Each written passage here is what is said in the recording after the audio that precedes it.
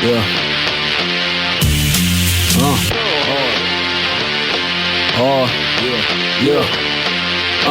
Militant-minded general, 9 gripped, equipped with blades and a pen that can sharpen your spine's tip. Level-headed, though my mind flips from side to side with an acrobat's experience. After I stick it, I'm luring down a demon-possessed Ahiye. Seems Jay's the best for the job with no code. What's the word, y'all? It's KTR _podcast, on the Rose Podcast. You are now live and direct with your boys, Cinko, Big Harv, and J-Bo himself for episode XX. Yes, that is episode 20 of No Rose Podcast, KTR _podcast. How y'all doing today, my brothers, on this lovely Saturday? I'm just glad the snow stopped, so I'm good, homeboy. Amen to that. You are right. And it's melting, boy. It's finally melting. Right, and the temperature's finally going to start rising so it can melt even more. Yes. Yeah. Episode 20. We dubbed up in here. Right. Yeah. And before we get started with episode 20, be sure to do one simple thing for us, please. And I reiterate this, please. Follow us on all social media platforms, KTR _podcast, Twitter, Instagram, Know the Rose Podcast, Facebook, and YouTube. Know the Rose Podcast on all podcast platforms. Google Podcasts, Spotify, Anchor, Apple Podcasts, Podbean. We are on everything. And also, big announcement, we are also on Pro Wrestling Tees. Go get your merch now. Get that merch. Go to ProWrestlingTees.com. Hashtag, no, it's no hashtag, / Know the Rose Podcast. We are under there. Just search Know the Rose Podcast, like with everything, simple spelling, straightforward, get to the money. We got the black shirt, we got the white shirt going, we got more merch coming. We got J Har's Pump Them Number shirts coming. Hey, y'all better stay tuned for it. Y'all better get y'all merchandise. Now, we got that out the way. We're just gonna dive straight into it. Yeah. This episode, I ain't gonna hold back the topic for last month, so right into it, because I've been waiting to talk about this for the longest. And I'm gonna address him how he wants to be addressed, because he said he doesn't want to be called that name no more. I'm a Shad Moss. We gonna talk about Shad Moss real quick. I said a little BowWow. You just don't know. Yeah, that guy. Yeah, that guy. Yeah. In case y'all don't know who Shad Moss is, it's BowWow, aka Lil BowWow, formerly known as the man that made the song "Bounce With Me" from Big Mama's House. Made the song "Doggy Bag," you know, Snoop Dogg's quote unquote nephew. Puppy love. Right, puppy love, all that good stuff and love. Yeah, but this man came out with a tweet randomly, just out the blue, just caught everybody off guard, and sent the rest of the community a buzzing, because you know, when somebody mentions WWE, shit, we tune in. And he said after he finishes with his album and was it a TV show or something like that, or a movie? I'm not sure about that, but yeah, I know he said album. He said his last album. His last album. Yeah. He was going to follow his childhood dream and becoming a WWE superstar. He said his childhood dream. Now, look, I'm not the person to shoot down on a man's goals or dreams. You know, when I was younger, I'm not sure about y'all, but when I was younger, I was a fan of Shad Moss when he first came out, when he was 13, 14 years old, you know, on mainstream. And all I knew he liked was basketball, you know. And so if he said, I'm going to go, you know, play overseas or somewhere in the G League, I wouldn't have been mad at it, you know, because we knew his passion was basketball. He was good at basketball for a celebrity. He was in a couple of NBA All-Star games, NBA Celebrity All-Star games, but he came out and said he wants to try to wrestle in the biggest league of them all, the WWE. No indies, no indie mainstream, no AEW, no Impact, no Ring of Honor, no New Japan Pro Wrestling, no MLW, but the WWE. You all for the entertainment, dog? Why not? I am Big Bow Weezy. I am for the entertainment. Yeah. But this is right up your alley. This is my problem right here. The entertainment, you know, don't quote me on this, I may be wrong, but the entertainment of his magnitude in like that industry is usually asked to come on with the business. Mm-hmm. Mm-hmm. The difference with him is he's using. This is my opinion. This is my opinion. I could be wrong. Okay. If he wants to wrestle, I'm happy for him. I'll salute him, everything in all his passions. But I feel like he's using this industry to help boost his platform. It's in the wrestling world, it's called a work. It's a work for him. Because in the past, we had Bad Bunny on TV. W asked him to be on there. Cardi B was buzzing around WWE because somebody brought her up in a promo, and she didn't ask for it. But I feel like after BowWow saw what was happening with Bad Bunny and Cardi B,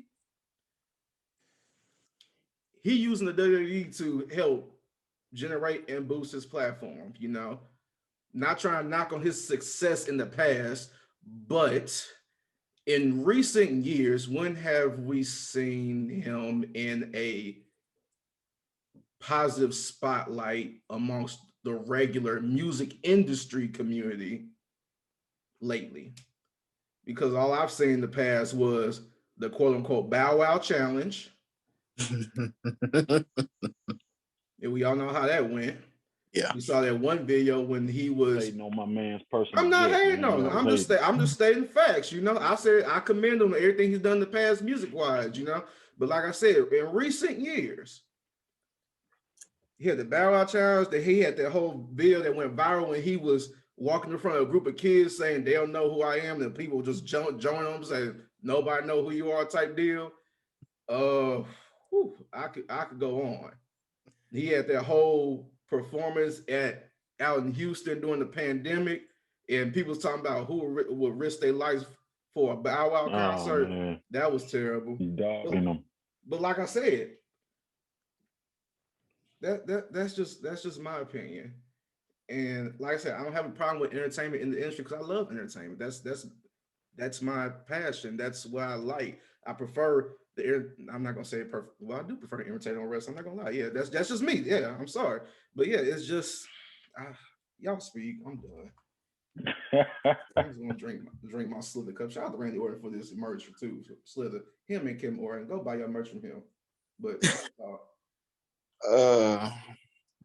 okay, I let me put in my little 2 cents. I'm pretty sure that Harv will have a definite response to Cinko. I try my best to give that same energy across the board. So, for example, I don't see. I'm sorry, Chad Moss. He's Chad Moss. Chad Moss. BowWow, whatever. I don't see him as a guy who just trying to break out to the wrestling industry. I see him as a celebrity who wants to do another stint in the spotlight, in this case being the WWE. But I'm going to say the same thing I said with Bad Bunny, just with anyone else. If you're a celebrity, you come in, you do a stint or whatever. But Cinko brought up an excellent point where this is one of those times where it's honestly the complete opposite, where it's not the WWE benefiting off of a celebrity status, it's a celebrity benefiting off of WWE status.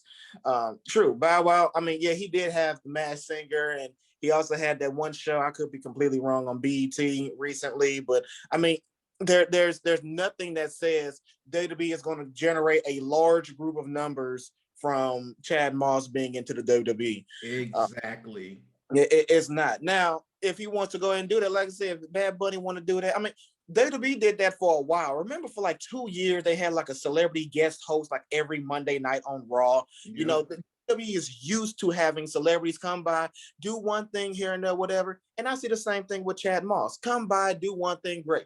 But if what he said on social media, which is training to get into the ring with the longevity of maybe doing more than just one match, I'm gonna feel the same way with him with any other celebrity. I'm not feeling that. I wouldn't be interested to see it. But if it's just a one-off thing, fine. BowWeezy, BowWow, Chad Moss, whatever. More power to you. But I hope it's nothing more than just a one-time thing. If it's true. Oh yeah, hating on the man. Oh yeah, hating on B-Dog. Because Big BowWeezy begging. He's begging for attention, and I don't like it. He is. I'm just talking trash, man. It's not gonna be good at all. Anybody that knows me knows that BowWow, Chad Moss is in my top 5 most hated rappers of all time. I hate them. I hate them.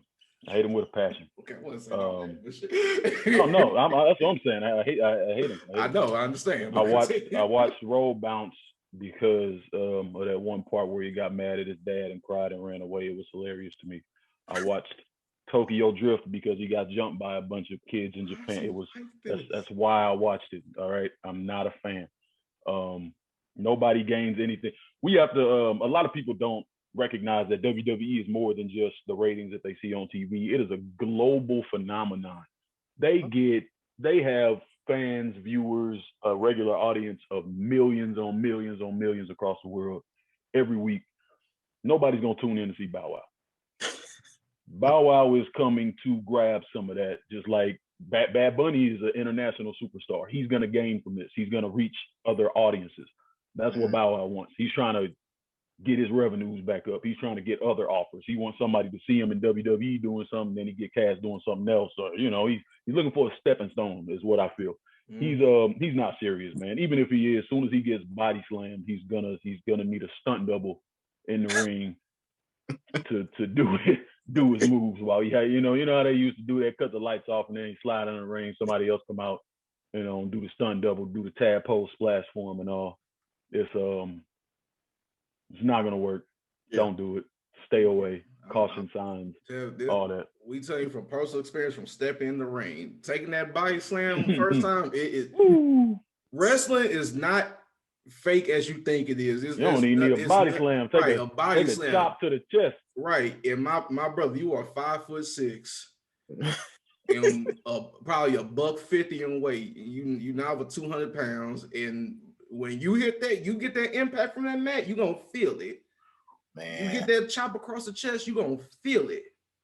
Bruh. And especially since we're older now and you're at the age of 33, you don't want to put your body through that at this age. At this size too. No, you don't want to do that. He don't. Hell, I remember I took a clothesline before and I reconsidered after that. Right. The wind smooth up out the chest. Oh, it did. Man. I remember when Mike Outlaw, he slapped me across my chest, and I'm like, bro, do I really want to do this? Then I remember one time we had to reenact, working and doing fight stuff like that. I remember the one time we practiced, he slapped me in my face. I'm like, okay, this is fake. I remember that. Well, it takes a lot. You gotta swallow your dignity and pride and not react how you want to react. And so hey. But understand, though, it's based like that life after, rapping. He trying to find avenues and become like the international avenue, because that's what some rappers do in this world, like with Lil Jon, T-Pain, what's another person that Nelly, And that's cool of him to aspire towards that. It's the way he's going about it. That's my problem. Exactly. It's thirsty. It comes off like you are dehydrated for attention and you are trying to squeeze water out of a damn stone. You got to be more subtle about it. You got to be more sincere about it. You got to find something that you're actually passionate about. Like, when did you ever mention wrestling? I've never heard mention wrestling ever. This man's career life. Even when he was, like you said, you was a fan when you was a kid. I was a fan. I had his albums when I was a kid. And that's when I watched interviews and stuff. Not once that dude say you like wrestling. Not once. Never heard all the Nickelodeon shows and everything. I never heard not one thing. I mean, if you do, then that's cool. Right. Whatever. But it doesn't seem more good. All I knew was basketball and everything. His favorite person, Allen Iverson. That's all I knew and stuff like that.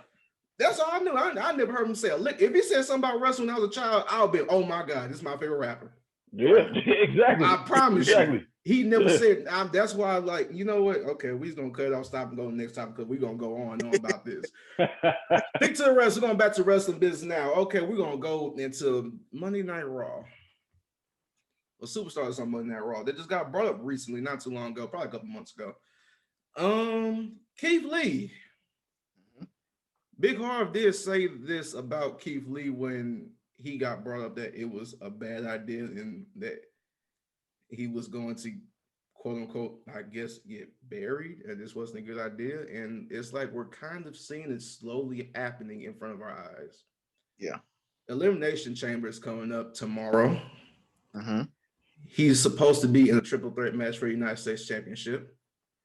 But this past Monday Night Raw, the go home show to that pay-per-view, he wasn't on it. No. Weird. If you're usually people that are supposed to be featured in a pay-per-view the week of, you're seeing it. Lacey Evans was saying, and she's supposed to quote unquote have a match, but she's pregnant. The tag team champions of Shayna Baszler and Nia Jax featured. Bianca Belair, Sasha Banks featured. Everybody in the Elimination Chamber matches in both matches on SmackDown and Raw featured. KeithLee, not in the house. And we know he's recovered from or was cleared from COVID, not recovered clear, but we don't know if he had it or not, because he was featured on the show the week before. Yep. So, Vince, why do you hate KeithLee? That's what I want. Everybody loved him on NXT. He was one of the biggest stars. He even had a big pop across social media when he came in. Granted, it was also because y'all took away his theme song and entrance music. That's another case. But what I'm trying to figure it out.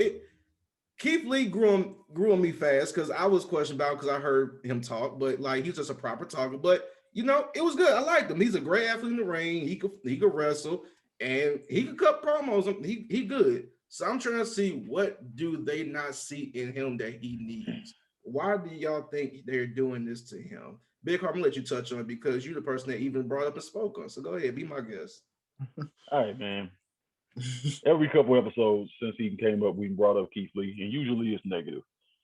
It was the intro music and the change in the attire. Then it was him supposedly being knocked down back to the performance center, which thankfully we haven't seen. But I'm not surprised at all by his treatment. This is something else that we touch on a lot when it comes to black wrestlers in WWE. That ceiling, they don't want them to rise too fast. I feel like I'm not gonna say it's vindictive at this point. They might be waiting to pull the trigger on him. You know, he's still pretty new, so they might be slowing his build, which they do stop and goes a lot. So I'm trying to be more optimistic about it because thankfully he didn't get pushed back down to the performance center like the other people we saw actually did, except AJ Styles dude, which he probably is still at the PC whenever he's not with AJ Styles. But it's unfortunate though, because dude is ready now, like right now. Like 2 years ago, KeithLee was ready. You know what I mean? Like that's the worst part about it, is that he's wasting away. He's not super young, you know what I'm saying? He's in his 30s. Pull the trigger, you know. This is what you need. You need to build stars now. You don't need to hold back on people who have everything to build themselves organically. Like, people like KeithLee because they like KeithLee. It's nothing that WWE did to do that. They didn't have a hand in that. That's his whole reason for coming over to WWE. He was already popular. Everybody knew who he was, you know. So they need to utilize that instead of trying to control everything and make people get over the way they want people to get over, or using the promos or the energy they want them to put off into the audience. They need to just let the people who can do, you know. That's the most irritating part to me. J-Bo. I wouldn't go on a limb and say that Vince McMahon hates KeithLee. I would say it's difficult for Vince to push a guy or girl that he did not orchestrate himself. Like, for example, like Harv mentioned, KeithLee, he already had a great following. He did terrific things over NXT. He did great things on the independent circuit. He was even cool over in Ring of Honor and the tag team that he had. Like, he's been good. Also, he's not the typical looking guy that Vince sees as far as what he can do and what he can bring to the table. You know, he's this big, not really muscular, but I mean, still big, imposing guy in the ring that can flip, that can fly, and get be fun, you know, for the crowd. So yeah, it may be just one of those where it's it takes time for them to figure out, okay, how exactly can we push him in our way and not honestly in the way that the fans want him. The fact that he's even being on Elimination Chamber, even to Cinko's point, yet he was not featured on Raw, but hey, he is in a championship matchup. It is coming up on WrestleMania. We got to take what we can get. I'll tell you, we can get for now. Hell, it took Kofi 11 years for him to get his. Preferably, it doesn't take KeithLee the same amount of time. But I think at this point, we're just in this long waiting game. And it's hard because, they haven't used him like we want him to. They took away his music, took away his attire. They took away so much that made KeithLee. So it's going to be difficult. But at this point right now, it's just a waiting game. So last question there. It is hard. It is hard to be patient with it when you see them deconstructing what made him who he is. You know what I'm saying? They just taking him apart piece by piece. It's crazy. Easy. So what do you think we will see him at WrestleMania? If anything, he may be in that WrestleMania Andre the Giant Battle Royal. Yep, in a very small capacity. He ain't gonna do nothing special. Yeah. Oh man, that was hard to hear, but that might be what they give him too. That'll be the consolation for everybody, just like they do with Braun Strowman and who was it first time, Big Show and all. Whatever. Mm-hmm. Give him the trophy for a year. Cesaro. That'll shut people up. Yeah, Cesaro. Mm-hmm. Mm-hmm. Yeah, it is what it is, but hey. Yeah. Oh well, moving on. We're gonna fast forward to the Wednesday nights, NXT. They're one of my favorite shows, actually.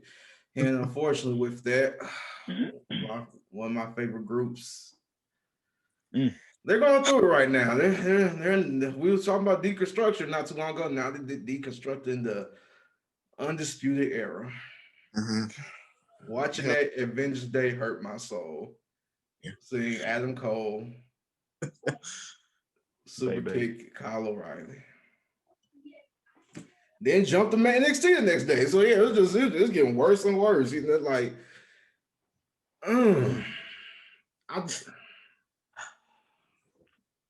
I'm really curious on your opinion. This is sick. I'm sick. For those of y'all who knows Twitter and knows Sam's reaction on Twitter, he's huge. He's a huge Adam Cole baby fan, and we all are. But Cinko makes it known, so that's why I'm more interested in his opinion. Because I'm trying to get my words out. I'm trying to. Adam, the Undisputed Era together was a great faction. It was. Eventually, they have to bring this faction. Eventually, they have to bring these guys. I'm not gonna say faction. I don't know if they're gonna be together or not. Eventually, they have to bring these guys up to the main roster. Mm-hmm. They can't be on NXT forever, even though they want to, and that's what they desire because of the fan base and how storylines go and how creative. The creative down there is great. And their takeovers are incredible, and it's never boring. It's never stale. Not even their Wednesday night shows. It's never boring, and they love that. But eventually, these guys have to go get brought up to the main event roster of Raw or SmackDown, because at the end of the day, money is money. They throw you that super 6-figure contract or a 7-figure contract, you're not gonna say no. I don't care who you are. Because we're gonna go into pay later, but they're gonna have to get brought up eventually. And them getting brought up individually to the main roster or Raw or SmackDown is just gonna hurt them. And I see that happening. Like Roderick Strong, Bobby Fish. I just see that getting buried if they bring them up to the main roster as just regular wrestlers. They're great wrestlers, but how WWE views and utilizes wrestlers, especially the ones that are on the smaller stature and size, they're going to get overlooked. They're going to get buried, and that's going to be it. Adam Cole may be the only person that could survive on his own because of his personality. And he gives me that AJ Styles vibe if he did get brought up to the main roster. But if they had to get brought up together as a faction, because that would have worked perfectly, and it would help build so much, and just everything would just work out and just coincide together. Because I could see them just having all to go with the tag team and the mid card title. I could see Kyle O'Reilly being a mid card champion with the Intercontinental champion or United States champion, and Adam Cole being the world champion, with getting that assistance from them from ringside, like how he normally has with his normal takeover matches and regular matches. But granted, he can't handle his work on his own, but the way how the main roster just operates, I just don't see anything positive happening from this. And with them breaking up, I see now eventually somebody's getting brought to the main roster after WrestleMania, and that's what's going to happen. And that's when the grave digging is going to start. I'm done. I'm hurt, but I'm done. Harv, what you think?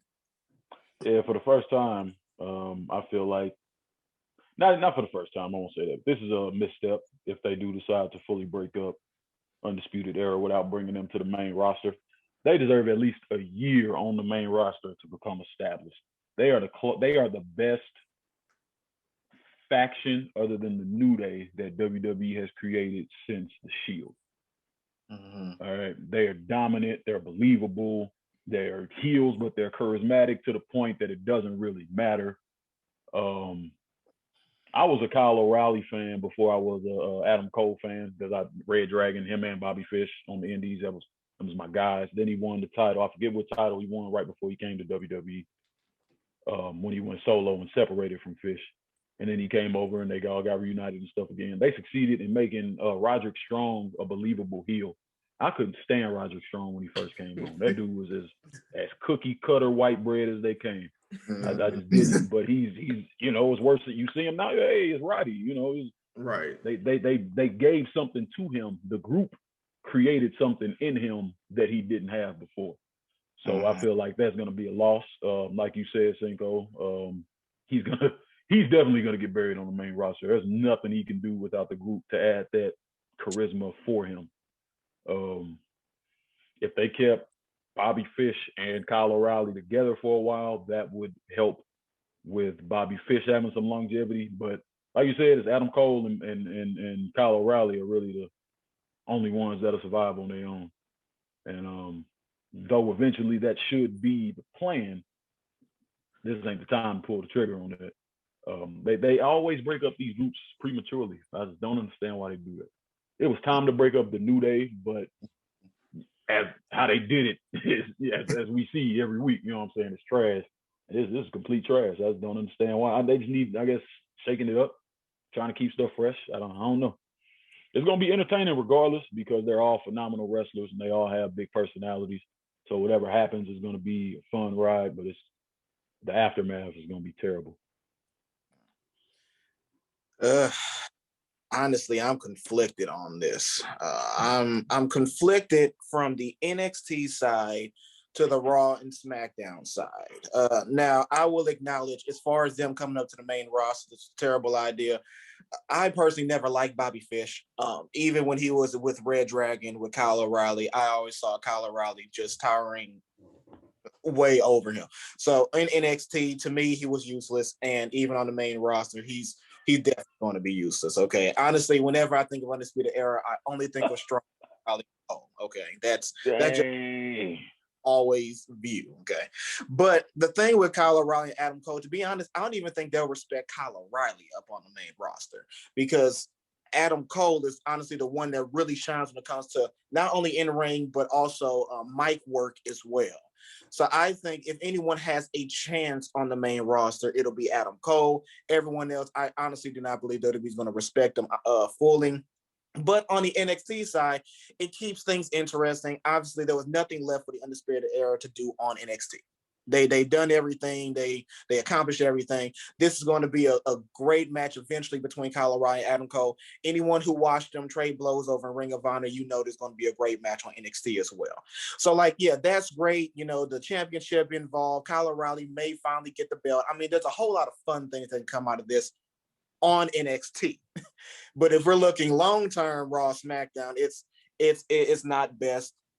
And actually, Harv, you brought up a good point. If they did do tag teams, yeah, like if they did bring Red Dragon with Kyle O'Reilly and the Unimportant Fish, then great. Or if Strong and O'Reilly, that'll be great too. I mean, there's those small little opportunities, but overall, Adam Cole is honestly the only one who may be fine on his own, but altogether, it just hurts everyone to a degree as far as breaking them up right now. Just NXT, just please have them make up and just get back together because of that. Get it out. Right. I just want to see Undisputed on Monday Night Raw. That's it. Monday Night Raw. I want to see them on Raw, not SmackDown. And also pay these people too, man. After I found out y'all was just giving them between $50,000 to $80,000 a year, boy, up their pay. Y'all got contracts with USA Network. Shout out to USA Network for retweeting us on the show. I ain't gonna lie, Monday Night Raw, they mess with us, yeah. But anyway, raise they pay, man. These are contract workers. This is the only job they can have because they can't work with third parties. Just look out for them. They got to pay for everything else with healthcare. That is a good point. They took away any third party money. We were talking about it amongst ourselves. I said I understood the price a little bit more because I figure the lower end superstars make around the 50, 60 because let's be honest, for real, y'all got to be honest. A lot of them cats don't do anything. A lot of them just sit backstage. As many people as they have on their roster, the vast majority of them cats you never see. So 50, 60K makes sense. Yeah. All right. Now, as far as if the top end, the top cats are making 80, that is a problem. That is a huge problem. To me, that's middle money. That's what the North American Championship and cats like that should be making. But the more high end, like you said, 120, 130, that's ballpark for them, I feel like. But yeah, given that they took away any opportunity at third party money, they should definitely, I didn't even think about that. They should definitely up their money. Definitely. Why are you doing that? Why would you do that?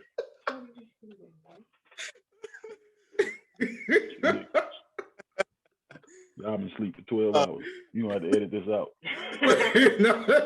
This is a raw show. We keep everything. If y'all not watching us on YouTube right now, we had a special feature from Mrs. Harv and their newborn baby, Reese. How you doing, little boy?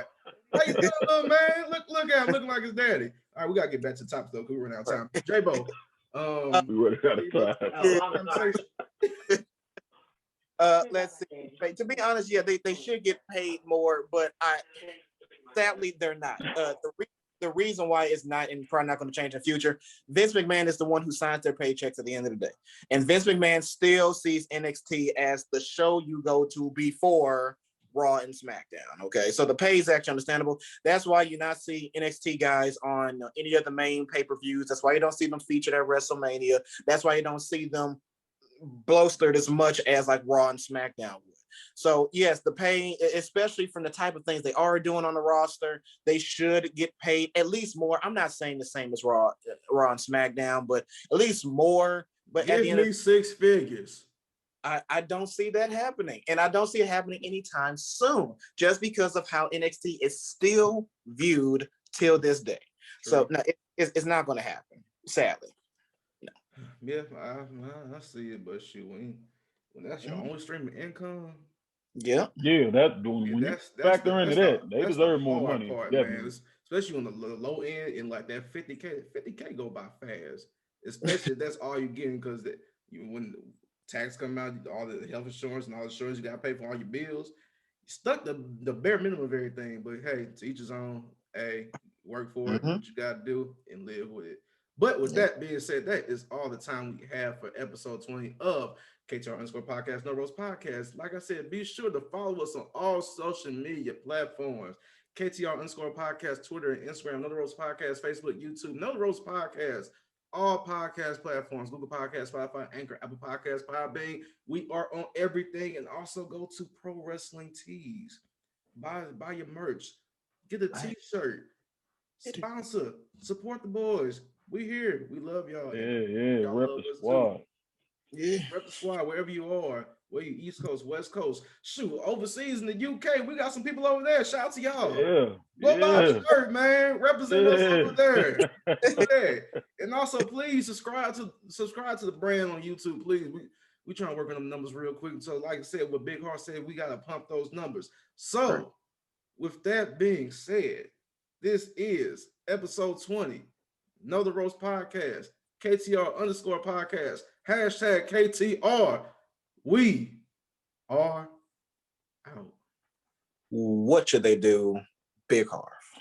Pump those numbers. Let's go, baby.